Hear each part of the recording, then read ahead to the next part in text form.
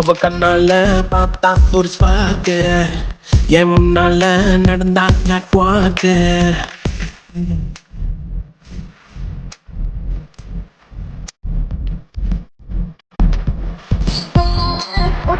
ஒரு பிரேக்கு அழகுனால அந்த அழுகுக்கு மனசுக்குள்ள மாட்டிக்கிட்டு மறுதளிச்சு கனவுக்குள்ள வந்து தொலைக்க போட்டாயே. கலங்கின மனசை இப்போ தெளிய வைப்பேனே, தெளிஞ்சதும் இருக்கு மறுபடி வழக்கு.